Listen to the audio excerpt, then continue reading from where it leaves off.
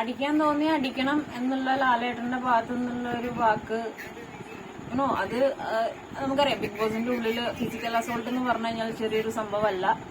അങ്ങനെ റോക്കിയുടെ കയ്യിൽ നിന്ന് ആ ഒരു സംഭവം സംഭവിച്ചു. സിജോയെ തല്ലി. ലൈക്ക് ഇപ്പൊ ഞാൻ ലൈവ് കണ്ടോണ്ടിരിക്കുകയാണ്. അപ്പൊ സംഭവം എന്താന്ന് വെച്ച് കഴിഞ്ഞാൽ ലൈക്ക് ഇവര് തമ്മിലുള്ള കോൺവെർസേഷൻ. റോക്കി എനിക്ക് സത്യം പറഞ്ഞാൽ ടോപ്പ് 5 വരേണ്ട ഒരു വ്യക്തിയാണ്. കാരണം ആൾക്ക് കുറച്ച് ത്രെട്ടനിങ്ങും കുറച്ച് ഷോർട്ട് ടെമ്പേർഡ് ഒക്കെയാണ്. അതൊന്ന് കൺട്രോൾ ചെയ്ത് പോവായിരുന്നു. കാരണം ഇന്നലെ നമ്മുടെ ജബ്രിയുടെ കോൺവെർസേഷനിൽ റോക്കി ലാലേട്ടനോട് പറയുന്നുണ്ട്, ഞാൻ എന്തെങ്കിലും ചെയ്ത് ഇവിടുന്ന് പുറത്താവണം എന്നായിരുന്നു ഇവരുടെ ആവശ്യം എന്നുള്ളത്. നല്ല കണ്ടസ്റ്റന്റ് ആയിരുന്നു, അടിപൊളി കണ്ടസ്റ്റന്റ് ആയിരുന്നു. നല്ല ടോക്കും നല്ല ഗെയിം പ്ലാൻ അറിയാവുന്ന ഒരു വ്യക്തിയായിരുന്നു. ടോപ്പ് 5 വരേണ്ട ഒരു വ്യക്തിയായിരുന്നു. ബട്ട് അൺഫോർച്ചുനേറ്റ്ലി ഫിസിക്കൽ അസോൾട്ട് ആണ്, അടിച്ചു.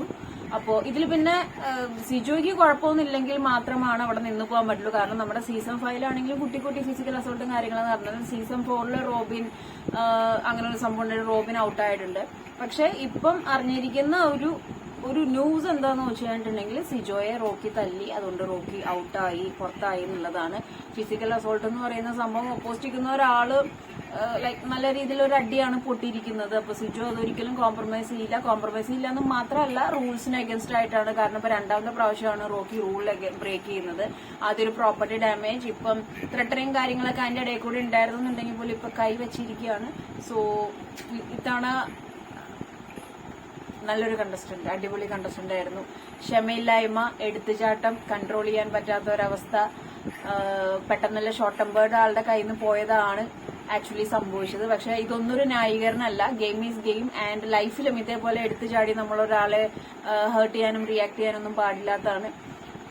നല്ല കണ്ടസ്റ്റന്റ് ആയിരുന്നു. ലിറ്ററലി ടോപ്പ് 5 വരേണ്ട ഒരാളായിരുന്നു. ഇതൊക്കെ ഡയറക്റ്റ് നോമിനേഷനിൽ പോയെങ്കിലും ഇന്ന് കാലത്തെ വീഡിയോയിലും കൂടി ഞാൻ പറഞ്ഞു, ആള് കുഴപ്പമില്ല, we all are supporting. So എന്തായാലും സ്ട്രേറ്റ് വന്നു കഴിഞ്ഞാലും സേഫ് ആവുമെന്ന് പറഞ്ഞിട്ടുണ്ടായിരുന്നു. പക്ഷെ ഇതിപ്പോ ഞങ്ങളുടെ ആരുടെയും കയ്യിലല്ല. It's your mistake, it's your fault. ഒന്നും പറയാനില്ല. ഇത്രയും ദിവസമെങ്കിലും അവിടെ നിൽക്കാൻ പറ്റിയത് ഓക്കെ, നല്ല കാര്യം. ഇനി അങ്ങോട്ട് ഗോയിങ് ഫോർവേഡ് ഇതൊരു ലെസണാക്കി എടുത്ത് ഈ ഒരു എടുത്തിയാട്ടവും കാര്യങ്ങളൊക്കെ വേണ്ടാന്ന് വെക്കുക. നല്ലൊരു കണ്ടസ്റ്റന്റ് ആയിരുന്നു. ഗുഡ് ബൈസ്.